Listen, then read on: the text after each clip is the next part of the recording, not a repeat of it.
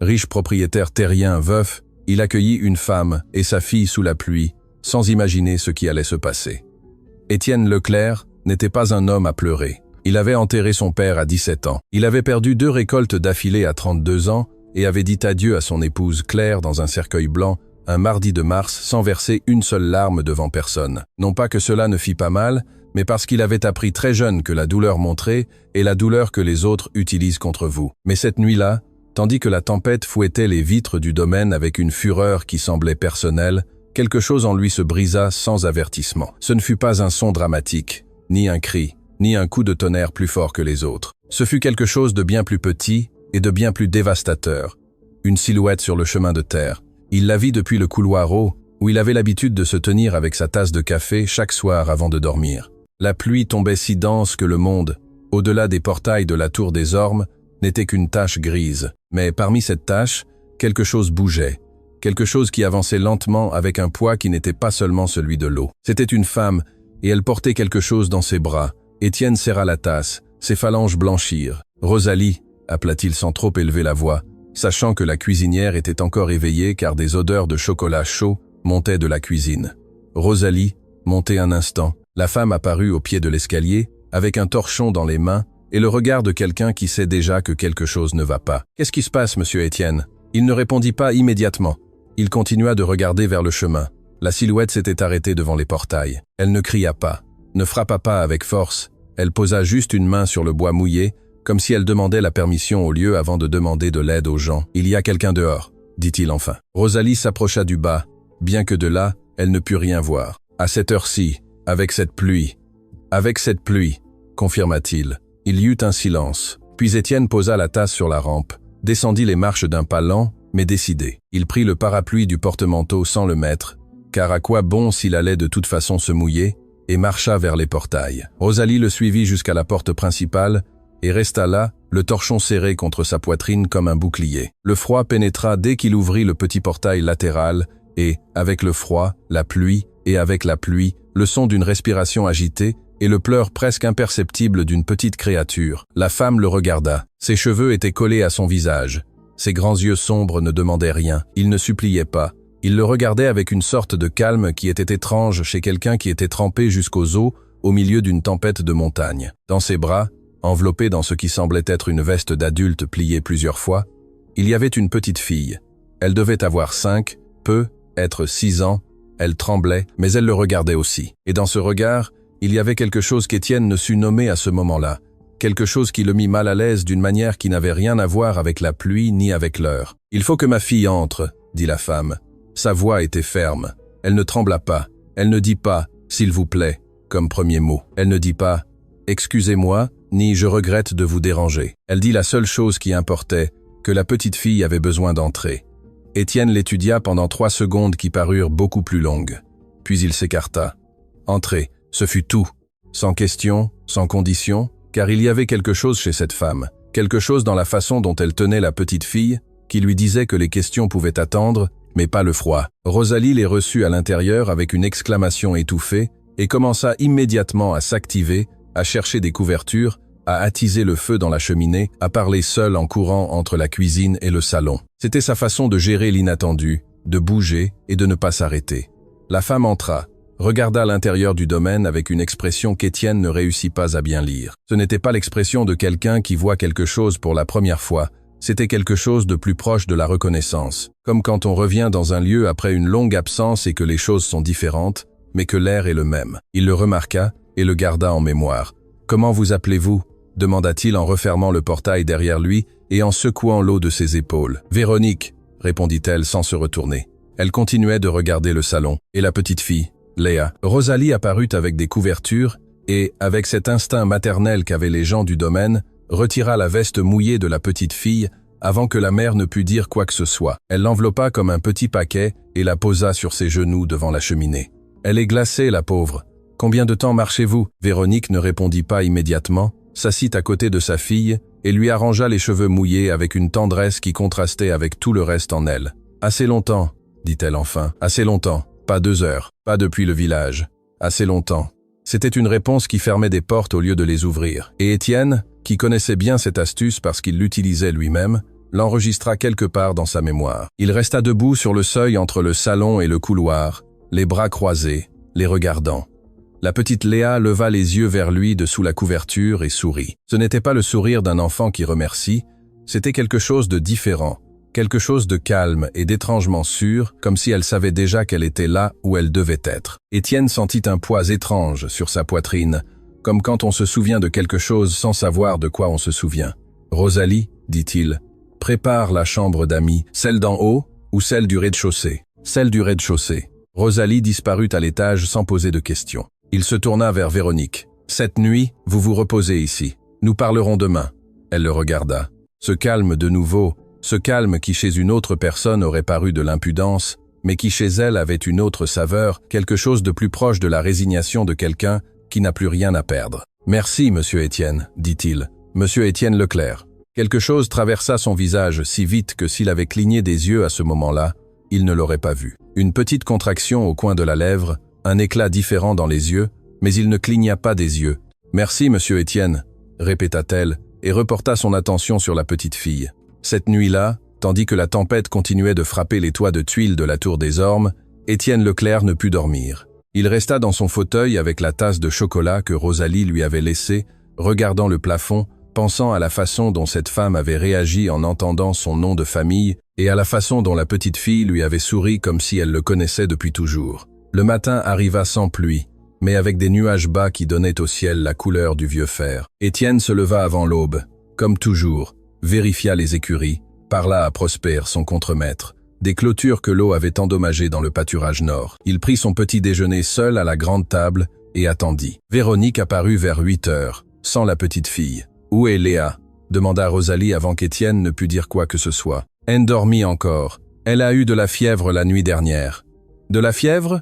Rosalie se levait déjà. « Pourquoi ne m'avez-vous pas appelé ?»« Ça va mieux, » dit Véronique. « Merci, elle va bien. » Elle s'assit sur la chaise en face d'Étienne, sans que personne ne la lui offrît, sans timidité, mais aussi sans arrogance, juste avec cette naturalité déconcertante qui semblait faire partie d'elle. Rosalie lui servit du café et une tasse de tisane sans rien demander, et resta à proximité parce que c'était son domaine, et qu'elle avait le droit d'écouter.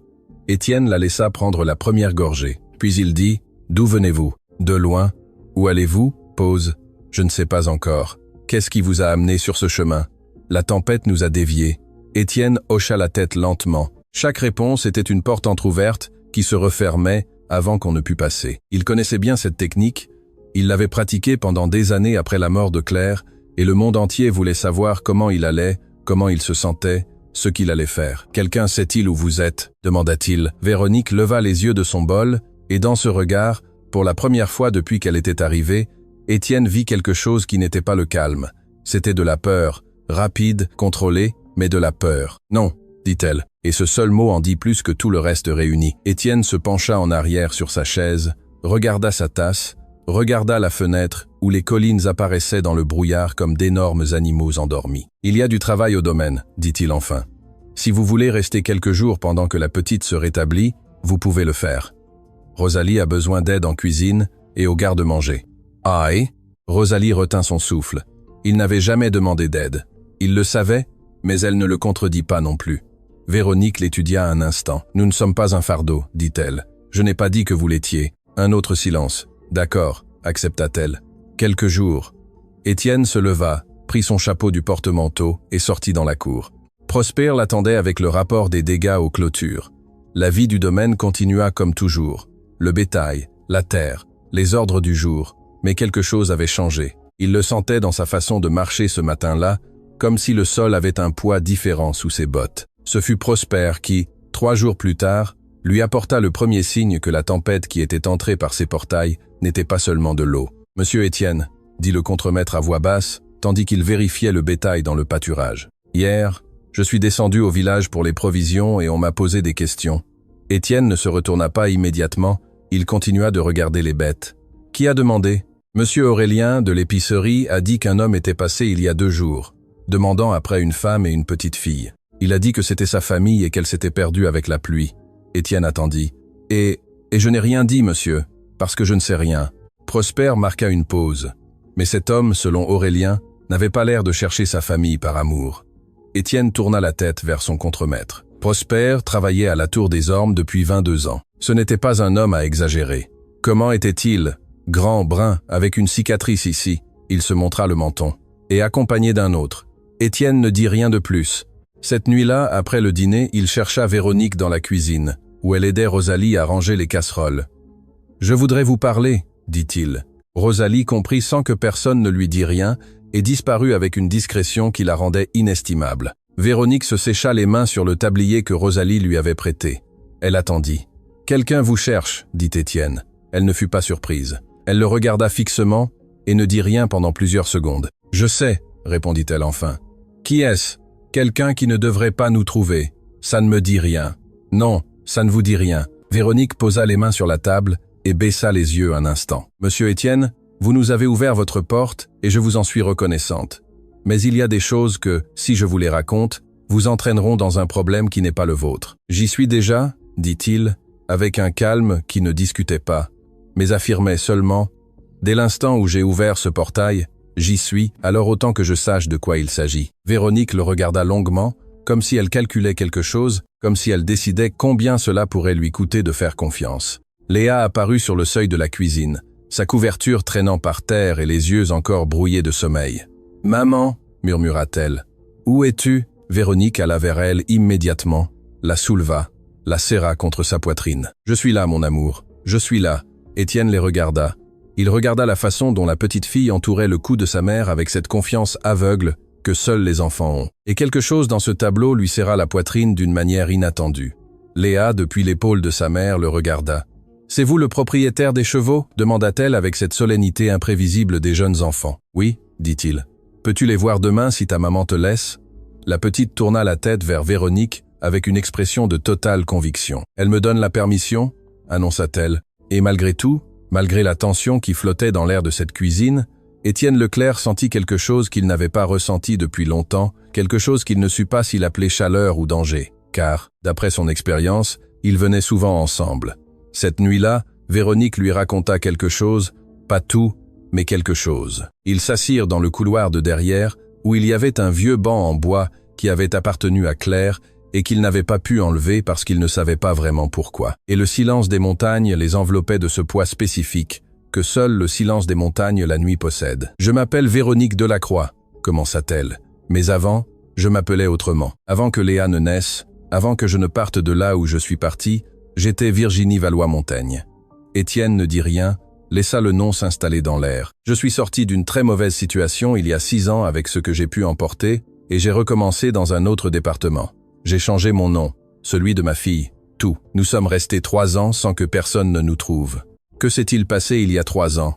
J'ai commis une erreur. » Sa voix ne changea pas de ton, elle le dit simplement comme un fait. « J'ai contacté quelqu'un en qui je pensais pouvoir avoir confiance et cette personne nous a dénoncés sans le vouloir, ou peut être pas sans le vouloir. Cela n'a plus d'importance. Ce qui compte, c'est que depuis, je suis en fuite et l'homme qui vous cherche, Véronique hésita.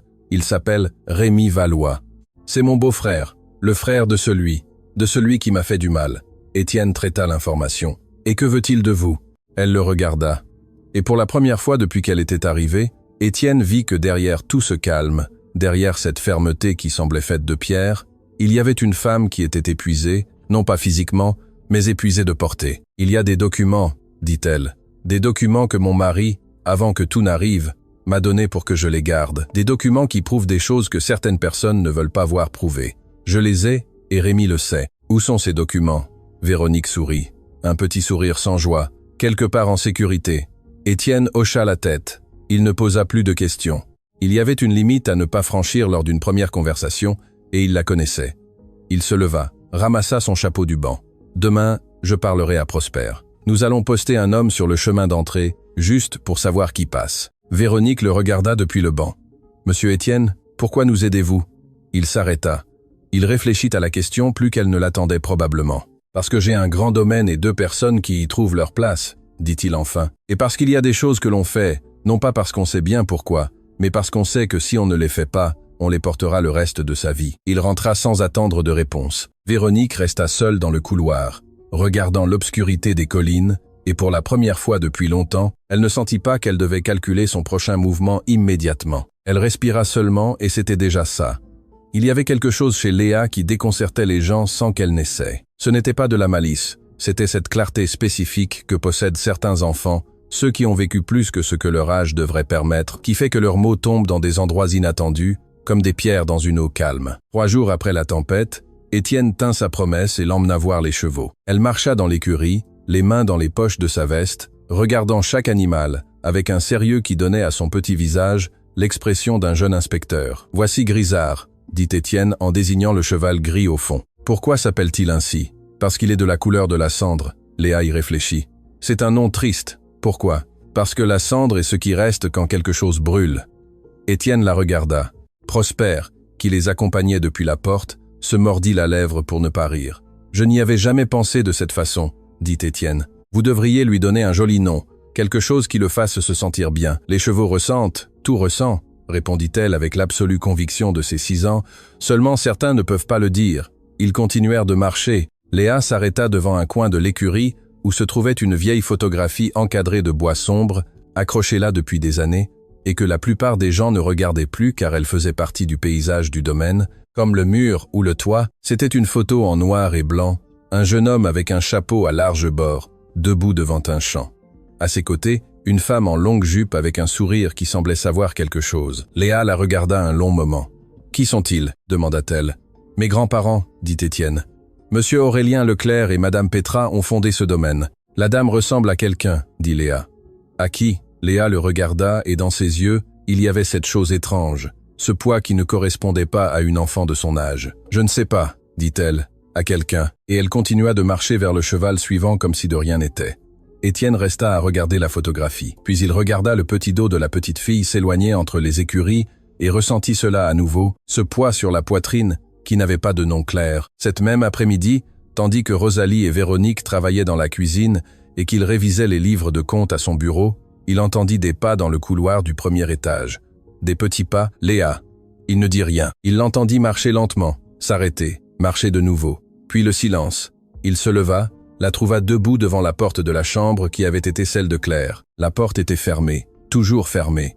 Personne dans le domaine ne l'ouvrait, car personne n'avait de raison de le faire, et parce que, sans que personne ne le dise à voix haute, tous savaient que cette pièce était un espace où la douleur de M. Étienne dormait, et qu'il valait mieux ne pas la réveiller.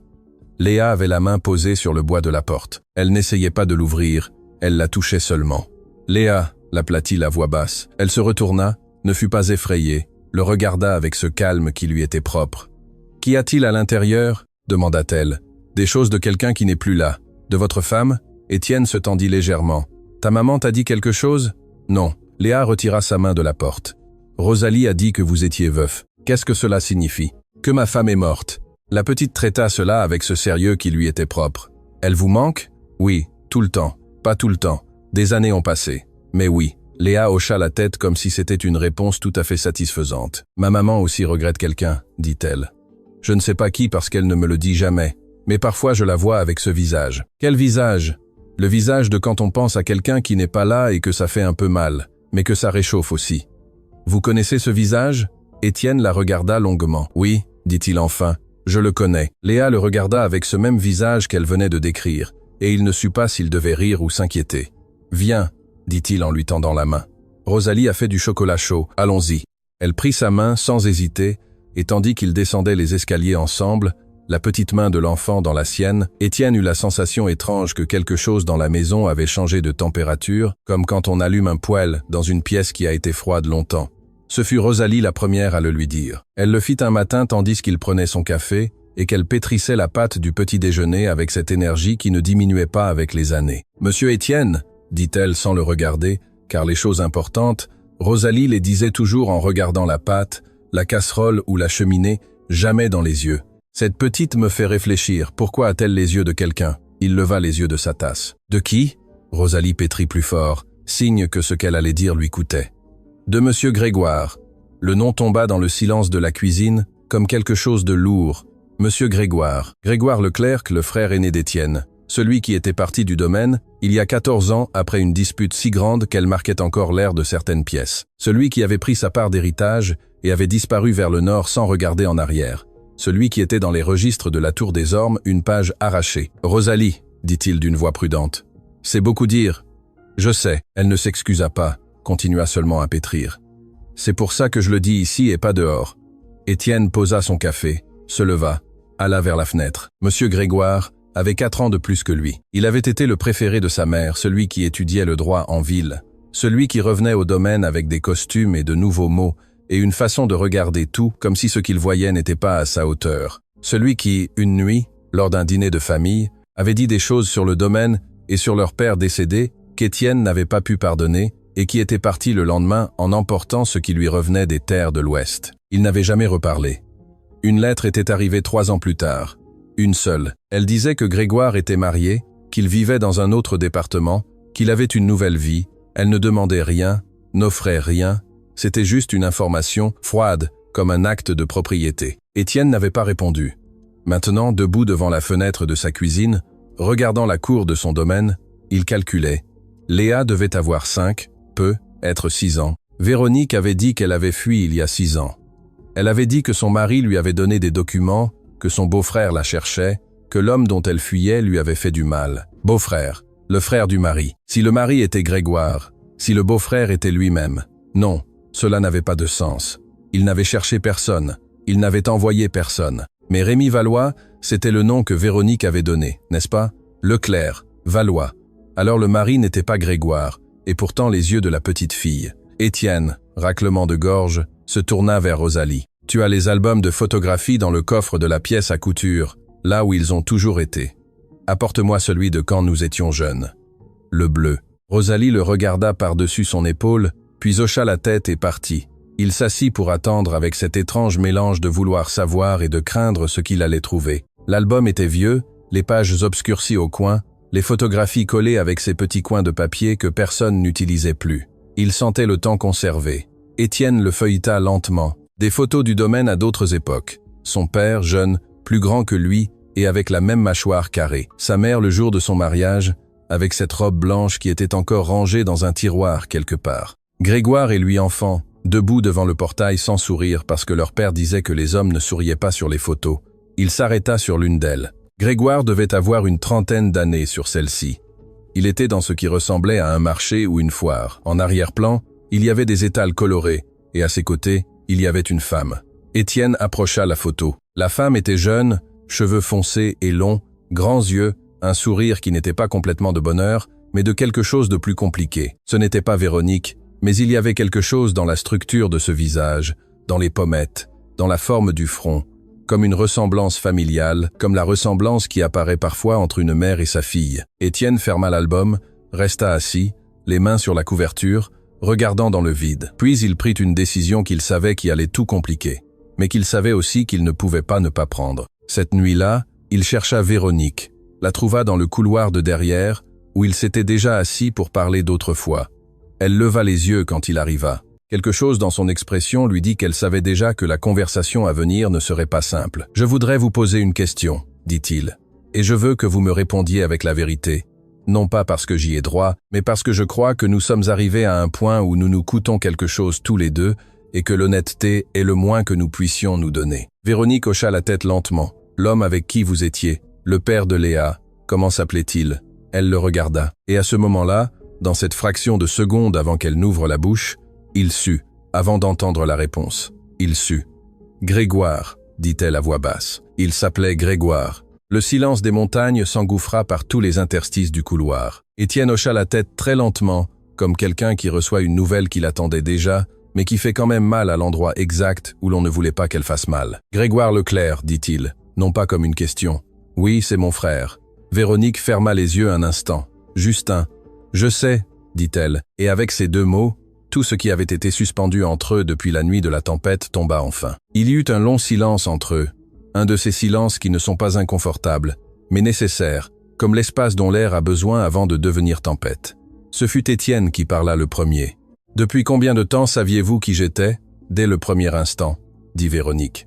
Et elle ne le dit pas avec culpabilité ni avec défi, seulement avec lassitude. « Quand vous avez dit votre nom cette première nuit, Leclerc, je savais. Et vous êtes venu ici me chercher ?» « Non. » Elle leva les yeux. « Je vous jure que non. Le chemin que nous avons pris cette nuit-là, c'était à cause de la pluie. Nous étions perdus. Nous ne savions pas où nous étions. Quand j'ai vu le domaine, je ne savais pas quel domaine c'était jusqu'à ce que j'entre, jusqu'à ce que je voie certains tableaux, certaines choses. Et alors, oui, je l'ai reconnu. Grégoire vous a parlé de moi? Une pause. Un peu. Il disait qu'il avait un frère avec qui il ne parlait plus. Il ne m'a pas donné de détails. Étienne se leva, marcha jusqu'au bord du couloir et regarda l'obscurité du jardin arrière. Les branches des vieux ormes qui donnaient son nom au domaine bougeaient avec le vent. « Qu'est-il arrivé à Grégoire » demanda-t-il. Et sa voix avait quelque chose que Véronique ne lui avait jamais entendu auparavant. Quelque chose de plus doux, de plus fragile. Véronique respira. « Quand je l'ai connu, il n'était plus l'homme que vous avez connu. Ou peut-être l'était-il, je ne sais pas. Je ne l'ai pas connu jeune. Quand je l'ai connu, c'était un homme qui avait de l'argent, mais qui le gérait mal, qui avait des affaires, mais qui fréquentait des gens peu recommandables, qui m'aimait. Je crois qu'il m'aimait vraiment, mais qui ne savait pas aimer sans faire souffrir. Il vous a fait du mal? Oui. Le mot fut direct, sans phare. Léa sait qui est son père. Elle sait que son papa est mort. Elle ne sait pas plus que ça. Il est mort? Véronique hocha la tête. Il y a 4 ans. Ce ne fut pas de cause naturelle. Il était impliqué dans des choses très compliquées, et les choses compliquées ont fini par le rattraper. Étienne traita cela, la tête basse. Et Rémi, le frère, de qui est-il? Des associés de Grégoire, pas de sa famille. Rémi Valois était l'homme avec qui Grégoire faisait ses affaires troubles. Quand Grégoire est mort, il y a eu des dettes, et Rémi pense que je sais où se trouve l'argent que Grégoire cachait, ou les documents qui le prouvent. Et vous le savez, je sais des choses, dit-elle. Grégoire m'a raconté plus qu'il n'aurait dû me raconter. Non pas parce qu'il me faisait confiance, mais parce qu'il avait besoin de parler à quelqu'un, et j'étais là. Et que ferez-vous de ce que vous savez? Le donner à qui de droit? Aux autorités. Mais je ne peux pas le faire n'importe où. J'ai besoin d'atteindre quelqu'un de spécifique, quelqu'un en qui je peux avoir confiance, sans que Rémi ne m'intercepte avant. Étienne se retourna. Et pour cela, vous avez besoin de temps. Pour cela, j'ai besoin de temps. Il la regarda ses mains croisées sur ses genoux, regarda la tension dans ses épaules qu'elle contrôlait avec tant d'efforts, regarda la femme qui avait été la compagne de son frère, le frère avec qui il n'avait pas parlé depuis 14 ans, le frère qui maintenant s'avérait être mort depuis 4 ans sans qu'il le sache. 4 ans. Grégoire était mort il y a 4 ans, et il ne l'avait pas su, et personne n'avait pris la peine de le lui dire. Cela fit mal à un endroit qu'il croyait déjà fermé. « Allez vous reposer », dit-il enfin avec cette voix qui n'était pas froide, mais ferme. Nous continuerons de parler demain. Véronique se leva. Quand elle passa à côté de lui en direction de la porte, elle s'arrêta. « Monsieur Étienne, je comprends si vous voulez que nous partions. Je comprends que c'est compliqué pour vous. Léa et moi avons survécu seuls avant. » Il ne se retourna pas. Personne ne vous a dit de partir. Elle attendit un instant de plus, puis elle entra dans la maison. Étienne resta seul dans le couloir avec le vent et les ormes et le poids d'un nom qu'il n'avait pas prononcé depuis 14 ans. Étienne passa 3 jours sans chercher d'autres conversations avec Véronique, non pas par froideur, mais parce qu'il avait besoin d'ordonner ses propres pensées avant d'aller de l'avant. Et il était un homme qui ne pouvait pas penser clairement s'il avait des gens près de lui attendant des réponses. Prosper l'informa que l'homme à la cicatrice n'était pas revenu au village. Mais il lui dit aussi qu'il y avait eu du mouvement sur le vieux chemin, celui qui longeait la colline du nord et que la plupart des gens avaient oublié qu'il existait. Une paire de chevaux, des traces fraîches. Étienne envoya 2 ouvriers vérifier. Les traces menaient à un point d'où le domaine pouvait être vu clairement. Ils avaient observé. Cela changea les choses. Cette nuit-là, il appela Véronique à son bureau sans détour. « Ils savent que vous êtes ici. » Elle ne cligna pas des yeux. « Combien? D'après les traces? 2, peut être 3. Quand? Les traces datent d'hier ou d'avant-hier. » Véronique hocha la tête très lentement. Il put voir comment elle calculait, comment son esprit travaillait derrière ce calme qui était son outil le plus puissant. « Je dois bouger, dit-elle. Si vous bougez maintenant, ils vous intercepteront sur le chemin. » Étienne se pencha en avant. Le domaine a des avantages que le chemin n'a pas. Ici, nous pouvons contrôler qui entre. Dehors, non. Non, je ne peux pas rester ici pour toujours. Je ne vous demande pas pour toujours. Je vous demande de me laisser le temps de faire quelque chose. Véronique le regarda.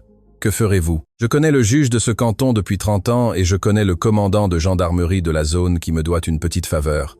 Étienne joignit les mains sur le bureau. Si vous me donnez ces documents, ou au moins suffisamment d'informations pour que je puisse agir, je peux faire en sorte que ce que vous apportez arrive là où cela doit arriver sans que vous ayez à bouger. Véronique l'étudia. Pourquoi feriez-vous cela? Étienne tarda à répondre.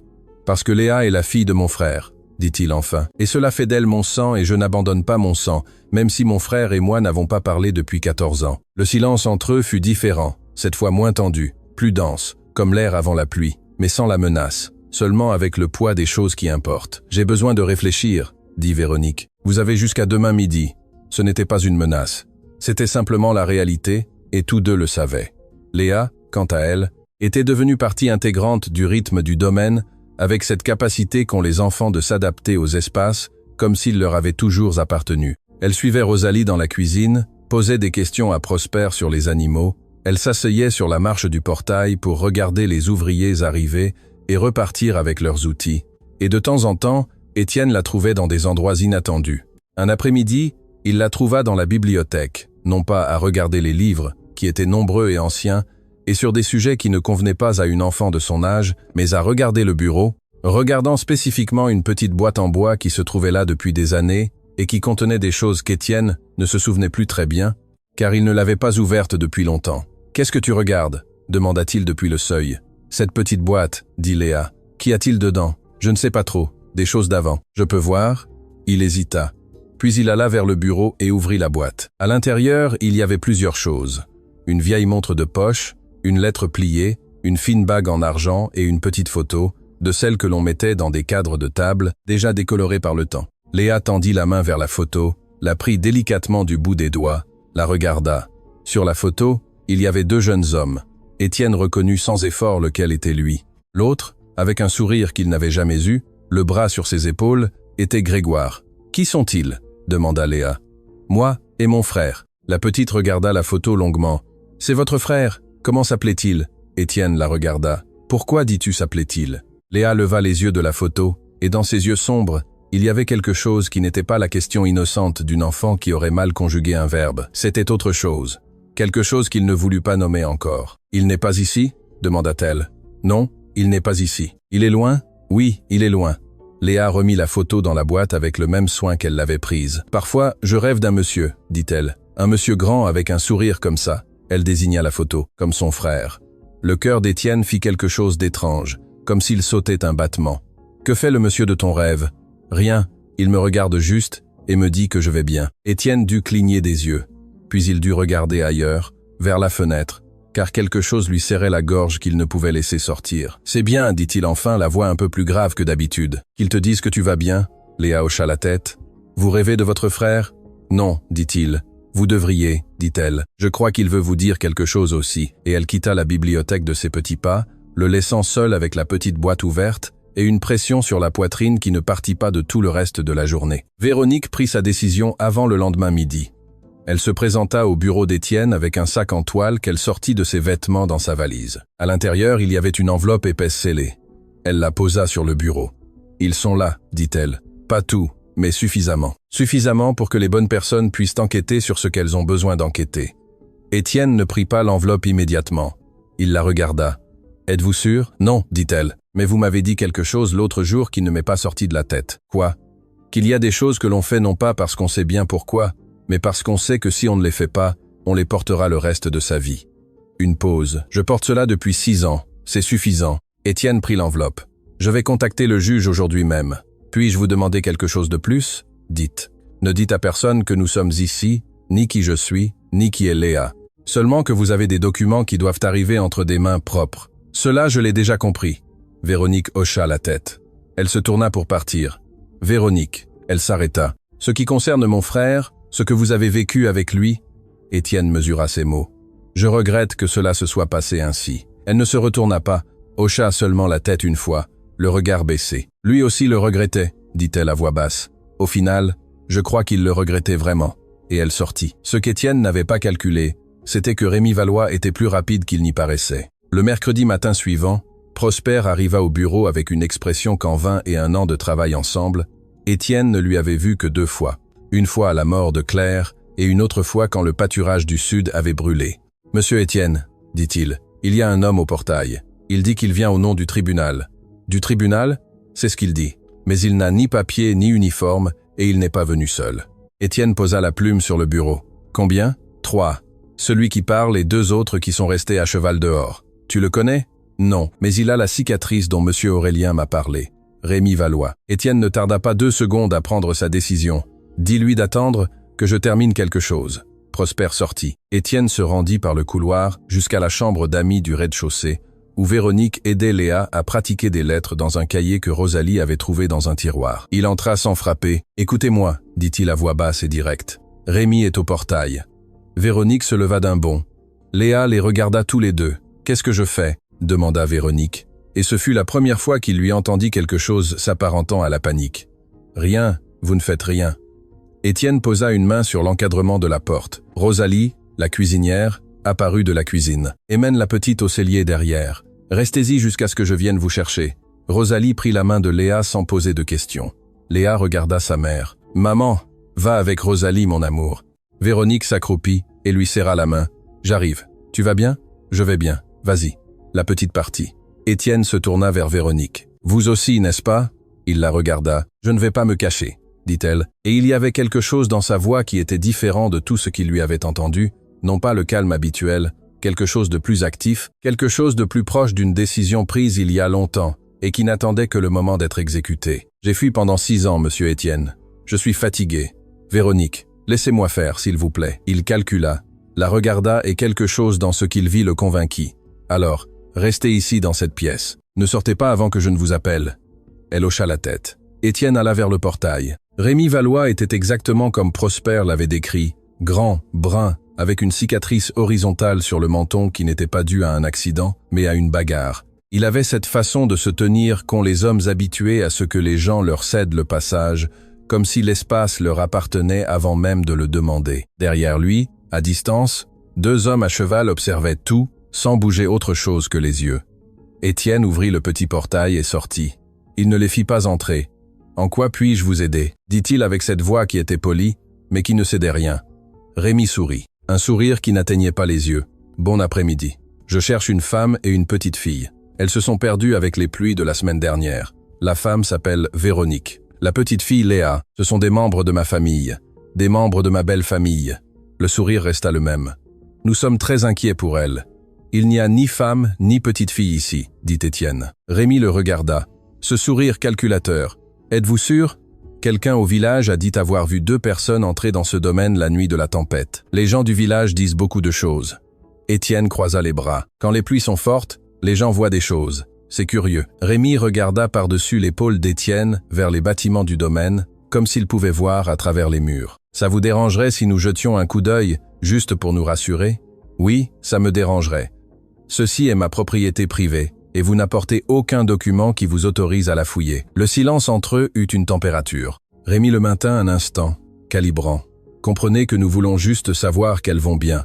Si elles venaient à apparaître, je le ferai savoir au village. Étienne soutint son regard. Y a-t-il autre chose pour laquelle je puisse vous aider ? Rémi l'étudia. Il étudia le domaine. Il étudia Prosper, qui était à 10 mètres avec 2 ouvriers, tous travaillant avec cette naturalité prudente de celui qui fait exactement ce qu'il ferait n'importe quel jour, mais avec tous les sens en alerte. « Non » dit-il enfin. « Merci de votre temps. » Il partit sans se presser, sans regarder en arrière, mais avant de monter à cheval sur le chemin poussiéreux devant le portail, il s'arrêta un instant et tourna la tête vers Étienne avec un dernier regard. Il ne dit rien, il regarda seulement. C'était le genre de regard qui dit « Je sais que vous mentez, et je reviendrai. » Étienne le soutint sans cligner des yeux jusqu'à ce que les 3 cavaliers se perdent sur le chemin. Puis il rentra à l'intérieur. Cette nuit-là, personne ne dormit bien à la Tour des Ormes. Étienne passa 2 heures au téléphone. D'abord avec le juge Armand Dubois, qui était un homme de 70 ans, avec la voix de celui qui a trop vu pour s'effrayer de quelque chose de nouveau. Il lui parla des documents sans donner de nom. Le juge écouta. « Est-ce du matériel solide ?» demanda Dubois. « Je ne suis pas en mesure de juger, mais celui qui me l'a donné n'a aucune raison de fabriquer quoi que ce soit. Quand pouvez-vous m'apporter cela ? Cette semaine, j'ai besoin d'une discrétion totale. Armand Dubois fait cela depuis 40 ans et n'a jamais rien divulgué. Étienne ne va pas commencer maintenant. » Puis il appela le commandant Girard, qui était plus jeune et plus pragmatique, et qui répondit avec cette efficacité de celui qui comprend que les problèmes ignorés deviennent plus grands. « Rémi Valois » répéta-t-il quand Étienne lui donna le nom. « J'ai déjà entendu ce nom, pas d'ici, de plus au nord. Attendez. » Il y eut une pause de plusieurs minutes. « Il y a un mandat de recherche actif contre cet homme dans 2 départements, dit Girard en revenant. Rien ici encore, mais s'il y a de l'activité dans cette zone, cela change les choses. Pouvez-vous envoyer quelqu'un sur le chemin nord, juste pour surveiller? Cette nuit même, Étienne raccrocha. Il resta à son bureau, les mains jointes, regardant l'enveloppe que Véronique lui avait donnée. Il ne l'avait pas ouverte. Ce n'était pas son information, c'était sa responsabilité, ce qui n'est pas la même chose. On frappa doucement à sa porte. C'était Véronique. « Puis-je » demanda-t-elle. « Entrez. » Elle entra. Elle s'assit sur la chaise en face du bureau sans y être invitée, avec cette naturalité qui ne lui était plus déconcertante, mais simplement elle. Comme il s'est avéré, mieux que ce à quoi je m'attendais. Il y a des gens qui bougent cette nuit et il y a des antécédents de Rémi dans d'autres départements. Véronique ferma les yeux un instant. « Justin. »« Bien, » dit-elle. « C'est bien, oui. » Elle ouvrit les yeux. « Je suis juste fatiguée de la façon dont on se fatigue quand quelque chose qui a duré longtemps est sur le point de se terminer. » Étienne hocha la tête. Il y eut un silence différent des précédents, plus calme, moins armé. « Puis-je vous demander quelque chose ?» dit Véronique. « Dites, vous et Grégoire, que s'est-il passé entre vous ?» Étienne tarda, non pas à décider s'il devait le raconter, mais à trouver comment commencer. « Le domaine, » dit-il enfin, « toujours le domaine. Quand mon père est mort, nous avons tous deux hérité. Mais les propriétés ne peuvent pas être divisées à la hache. Elles sont un organisme. Elles doivent fonctionner ensemble pour survivre. Grégoire voulait vendre les terres de l'Ouest à une entreprise. Je me suis opposé. Il a dit des choses, j'en ai dit d'autres. Et à un certain moment, ce ne fut plus une discussion sur la terre, et cela devint quelque chose de plus ancien, de plus personnel, sur son père, sur qui était le fils préféré, sur qui avait le plus travaillé, sur qui méritait le plus. Étienne marqua une pause. Les disputes de famille finissent toujours par porter sur la même chose, même si elles commencent par autre chose. Véronique hocha la tête. Il aurait aimé faire la paix. Cela n'a plus d'importance. Si, cela a de l'importance. Il la regarda. Pourquoi cela vous importe-t-il? Parce que Léa a besoin de savoir d'où elle vient, toute la partie de son histoire, pas seulement celle que je peux lui raconter. Une pause. Et parce que Grégoire, bien qu'il ait été un homme compliqué, dans ces derniers mois, il a parlé de vous. Cela le stoppa. Qu'a-t-il dit? Qu'il avait été un lâche, non pas pendant la dispute, mais après, qu'il aurait dû revenir et qu'il n'est pas revenu et qu'il portait cela. Le bureau entre eux, la lampe, l'enveloppe, la nuit dehors. Étienne regarda le mur. Sur ce mur, il n'y avait rien, juste de la vieille peinture. Mais il regardait comme s'il y avait quelque chose que seul lui pouvait voir. « Je l'ai porté aussi », dit-il. Et ce fut tout ce qu'il dit à ce sujet, mais c'était suffisant. L'aube arriva avec un calme qui ne dura pas. Il était 2 heures du matin quand Prosper frappa fortement à la fenêtre de la chambre d'Étienne. « Monsieur Étienne ?» Il s'approche par le vieux chemin. 2 hommes à pied. Étienne était éveillé en 3 secondes. Ceux de Girard sont sur le chemin principal. Ceux-là viennent de l'autre côté, par où il n'y a pas de surveillance. Étienne enfila ses bottes, prit sa lampe de poche et son téléphone, et y alla. Le domaine la nuit était un labyrinthe d'ombres et de sons qu'il connaissait par cœur. Il savait exactement ce qui craquait et ce qui ne craquait pas, quelle obscurité était normale et laquelle ne l'était pas. C'est pourquoi il put guider Prosper et les 2 ouvriers de confiance sur le bon chemin, sans allumer de lumières inutiles. Ils les trouvèrent près de la grange arrière, 2 hommes qui, manifestement, ne s'attendaient pas à tomber sur quelqu'un. Il n'y eut pas de violence. Il y eut quelque chose qu'à l'intérieur ils appellent la présence de la terre, qui est la manière dont les hommes qui connaissent leur propre terrain s'y plantent d'une façon qui dit clairement que ce sol leur appartient, et qu'ici, les règles sont fixées par eux. Les 2 hommes calculèrent, regardèrent Prosper, regardèrent les ouvriers, regardèrent Étienne, et s'en allèrent.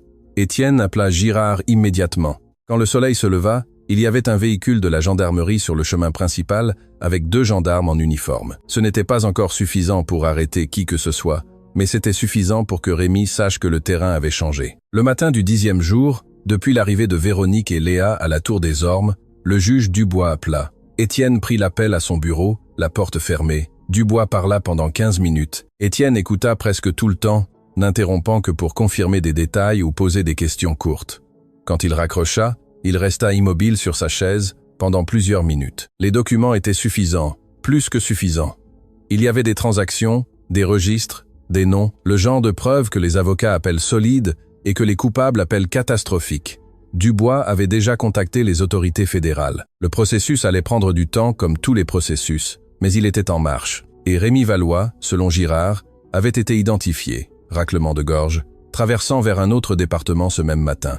Avec la pression qui s'était levée autour de la zone et les antécédents qui étaient arrivés d'autres départements, la balance avait changé. Ce n'était plus un homme cherchant sa belle famille, C'était un homme fuyant quelque chose de plus grand que lui. Étienne alla chercher Véronique. Il la trouva dans le potager où elle avait commencé à aider avec les plantes parce qu'elle ne pouvait pas rester tranquille et parce que Rosalie, qui savait quand les gens ont besoin de travailler pour ne pas se noyer dans leurs pensées, lui avait donné une tâche. Elle était à genoux dans la terre. Quand il arriva, elle s'essuya les mains sur son tablier. Il le lut sur son visage, avant qu'elle ne dise un mot. « C'est terminé » demanda-t-elle. « Pas terminé, mais ça a commencé à se terminer. » Le juge a les documents, le processus légal est en marche, et Rémi est parti.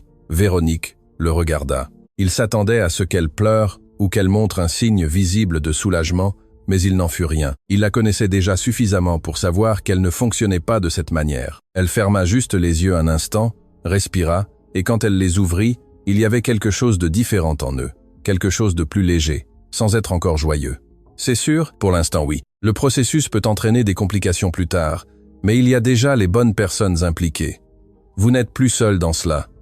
Véronique hocha la tête. « Merci », dit-elle. Et elle ne le dit pas comme on remercie pour un service, elle le dit comme on dit quelque chose qui vient de très profond et qui n'arrive pas à exprimer tout ce qu'on veut dire. Étienne hocha la tête. « Y a-t-il autre chose ?» dit-il. Il attendit. Dubois m'a demandé s'il y avait quelqu'un qui puisse témoigner du caractère de Véronique Delacroix. En tant que témoin de confiance dans le processus, une pause. Je lui ai dit oui. Véronique le regarda. « Pourquoi feriez-vous cela? Vous me connaissez à peine.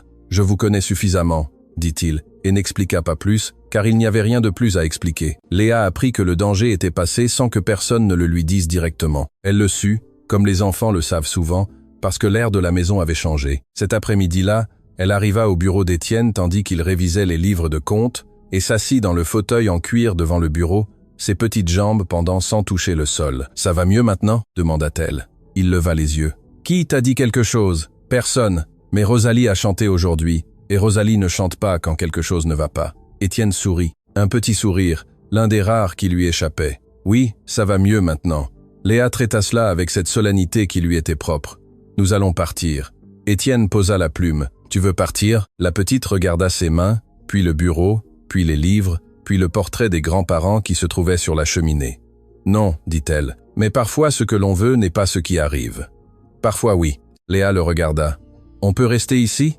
Étienne fut prudent. « Ça, ta maman et moi devons le décider. Et vous, que décidez-vous ? Que j'aimerais que vous restiez. » Léa hocha la tête très sérieusement, comme si elle venait de conclure un accord important. « Moi aussi je veux, » dit-elle. « Ici, ça sent la maison. » Étienne ne répondit pas immédiatement. Il regarda la petite fille, cette créature, qui était entrée dans sa vie, portée par sa mère dans une tempête, qui avait les yeux de son frère et le calme de quelqu'un de beaucoup plus âgé qu'elle, qui parlait de rêves et de chevaux au nom triste, et qui avait trouvé la boîte avec la photo de Grégoire sans que personne ne l'y conduise. « Comment sent une maison ?» demanda Léa. Elle pensa à la nourriture et au bois, à l'animal, à quelqu'un qui est resté. Étienne regarda la fenêtre. « Oui, dit-il à voix basse. Ça sent comme ça. » La conversation avec Véronique eut lieu cette nuit-là. Il ne l'avait pas planifiée. Elle vint seule, comme viennent les conversations importantes, dans le couloir de derrière avec les ormes et le vent et le silence des montagnes. Léa m'a dit que vous lui avez parlé. Oui, qu'elle vous a dit qu'elle voulait rester. Véronique regarda les collines sombres. C'est une enfant. Elle ne comprend pas ce que signifie rester. Vous, si. Un silence. Cela signifie que je m'engage avec un lieu, avec une histoire qui n'est pas entièrement la mienne, avec l'héritage d'un homme avec qui je n'ai pas bien terminé. Une pause. Avec la famille de cet homme, c'est aussi la famille de sa fille. Je sais. Étienne s'installa sur le banc, croisa les bras. Véronique, je ne vais pas prétendre que c'est simple. Ça ne l'est pas. Vous avez été la compagne de mon frère. Léa et sa fille et mon frère et moi avions une histoire qui ne s'est pas bien terminée et qui ne peut plus se terminer autrement parce qu'il n'est plus là. Non, mais Léa est là et Léa est une Leclerc, même si elle ne porte pas ce nom de famille. Et ce domaine aura besoin que quelqu'un en hérite un jour, car je ne vivrai pas éternellement et je n'ai pas d'enfant. Véronique le regarda. « Vous ne me proposez pas ?»« Non, » dit-il rapidement, et pour la première fois depuis longtemps, il lui échappa quelque chose qui ressemblait à de la maladresse. « Ce n'est pas ça. Ce que je vous dis, c'est qu'il y a une logique dans la vie que parfois on n'a pas choisie, mais que l'on ne peut pas non plus ignorer. Vous êtes arrivé ici avec votre fille dans une tempête, et il s'est avéré que vous étiez la seule personne qui pouvait me connecter à l'histoire de mon frère, que je n'avais pas pu clore. Ce n'est pas une coïncidence, ou peut être que si, mais peu importe. Ce qui importe, c'est ce que nous en faisons. » Véronique le regarda longuement. Que proposez-vous? Que vous restiez le temps dont vous avez besoin, sans pression, sans conditions bizarres. Il y a de la place, il y a du travail. Il y a une petite fille qui dit qu'ici, ça sent la maison. Les lèvres de Véronique bougèrent légèrement. Elle vous a dit ça? Textuellement? Elle baissa les yeux, et pour la première fois, Étienne vit que les yeux de Véronique brillaient d'une manière différente, non pas de peur, non pas de calcul, mais de quelque chose de plus simple et de plus compliqué à la fois. « Je suis arrivée ici en fuyant, dit-elle, pas comme quelqu'un qui cherche à rester, je le sais déjà, et je ne veux pas que vous restiez par pitié. Je ne vous connaîtrais pas si je restais par pitié. » Étienne soutint son regard. « Je reste pour quelque chose que je ne sais pas encore bien nommer, mais qui est là. » Véronique tarda. « J'ai besoin de temps, dit-elle enfin. Le temps qu'il vous faudra. Et vous alors? Vous aussi vous avez besoin de temps? » Étienne réfléchit. Il pensa à Claire et aux années de silence. Il pensa à Grégoire et à la rancœur qu'il avait portée pendant 14 ans, comme si c'était un outil dont il avait besoin, et qui, au final, ne faisait que lui peser. Il pensa à la petite fille qui disait que l'endroit sentait la maison, et qui rêvait d'un homme au sourire qui lui disait qu'elle allait bien. « J'ai eu suffisamment de temps, dit-il. Les jours qui suivirent furent de cette quiétude qui n'est pas absence mais présence. Le domaine respira différemment. Rosalie chantait plus. Prosper sifflait, en vérifiant les clôtures. Les ouvriers remarquèrent quelque chose dans le visage de M. Étienne qu'ils n'avaient pas vu depuis des années sans pouvoir lui donner un nom précis, mais le reconnaissant tout de même. Léa apprit les noms de tous les chevaux et leur donna des surnoms qui coexistaient avec les officiels. Grisard devint aussi le « joli gris » qui lui parut un nom plus juste. Elle suivit Prosper dans les pâturages, apprenant à reconnaître les plantes, les saisons du bétail, les cycles de la terre. Véronique commença à aider Rosalie en cuisine pour de bon. Non pas comme une hôte qui collabore par courtoisie, mais comme quelqu'un qui trouva dans cette routine quelque chose qui ressemblait à la paix. Et les après-midi, quand le domaine ralentissait son rythme, elle s'asseyait pour écrire, non pas des lettres, non pas des documents, juste des choses à elle, des mots qu'elle avait gardés longtemps et qui commençaient à avoir besoin d'espace. Et Étienne, qui avait vécu pendant des années dans ce domaine comme quelqu'un qui habite un espace qui lui appartient, mais auquel il n'appartient plus tout à fait, commença à s'y promener d'une autre manière, avec cette occupation spécifique des espaces que donne le fait de sentir que quelque chose de vivant les partage. Un après-midi, il les emmena tous les trois, Véronique, Léa et Rosalie, qui insista pour y aller parce qu'elle dit que si elle n'allait pas au domaine, elle allait tomber dans le pâturage d'où, depuis une colline, on pouvait voir toute l'étendue de la tour des ormes, les pâturages, la grande maison avec ses tuiles rouges et ses couloirs, les écuries, le potager, le chemin de terre qui menait jusqu'au portail. Léa se tint au bord de la colline, le vent dans les cheveux et les yeux ouverts. « Tout cela est à vous ?» demanda-t-elle. « Oui. Et à qui cela appartiendra-t-il après ?» Étienne la regarda, puis il regarda Véronique, qui le regardait aussi. « À celui qui en prendra soin, dit-il. » Léa hocha la tête avec ce sérieux qui ne cessait de le surprendre. « Je vais en prendre soin, » annonça-t-elle. « Oui, oui, et, raclement de gorge, je vais donner de jolis noms à tout. » Rosalie laissa échapper un rire qui rebondit entre les collines. Étienne ne rit pas, mais quelque chose dans sa poitrine s'arrangea à un endroit où, depuis longtemps, plus rien ne tenait. Quelques semaines plus tard, par une nuit tranquille, sans pluie et sans urgence, quand Étienne ouvrit finalement la chambre de Claire, il le fit seul. Il tarda à tourner la clé, tarda plus à pousser la porte.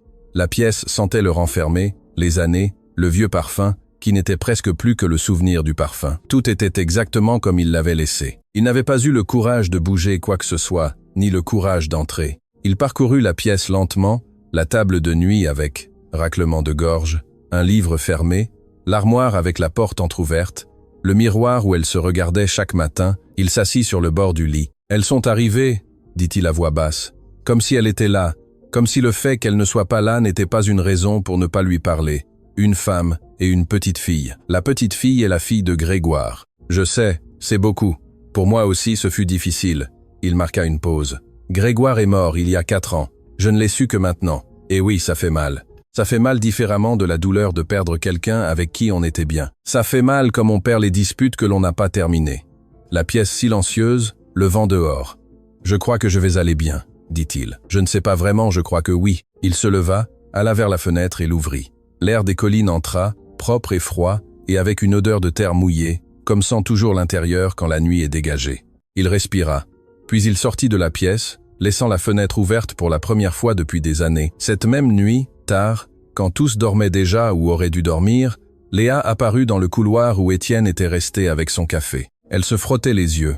Ses cheveux étaient en bataille. « Je ne peux pas dormir », annonça-t-elle. Qu'est-ce qui s'est passé? Rien. Juste, je n'y arrive pas.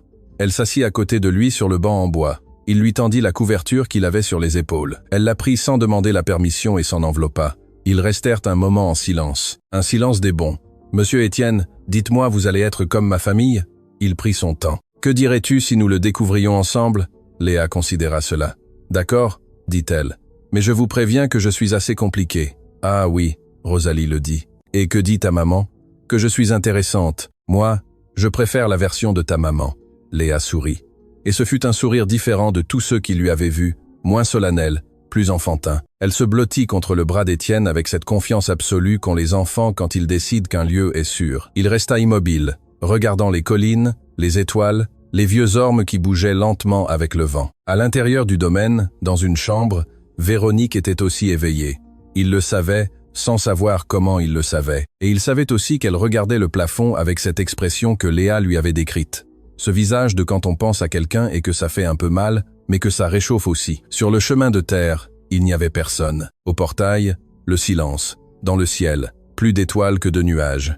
La tempête avait cessé, non pas d'un coup, non pas avec une annonce. Comme se terminent les vraies tempêtes, lentement, cédant la place à l'air pur, laissant derrière l'odeur de la terre mouillée et la sensation que le monde a été lavé et que ce qui est resté est ce qui aurait toujours dû rester. Étienne Leclerc, qui avait ouvert une porte au milieu de la pluie, sans savoir vraiment pourquoi, regarda la nuit et comprit quelque chose qu'il n'avait pas pu exprimer en mots jusqu'à ce moment, que les personnes qui arrivent dans les tempêtes n'arrivent pas toujours pour détruire. Parfois, elles arrivent pour compléter quelque chose que l'on ne savait pas incomplet et couvrir la porte est parfois l'acte le plus courageux qui soit. Fin. Merci beaucoup d'avoir regardé cette histoire jusqu'à la fin. Si vous êtes arrivé jusqu'ici, cela signifie que vous êtes l'une de ces personnes spéciales qui savent apprécier une bonne histoire racontée avec le cœur. Si cette histoire vous a touché, vous a ému ou vous a simplement captivé dès le début, je vous demande une immense faveur. Abonnez-vous à la chaîne dès maintenant. Chaque histoire que nous racontons ici naît avec le seul but de vous accompagner,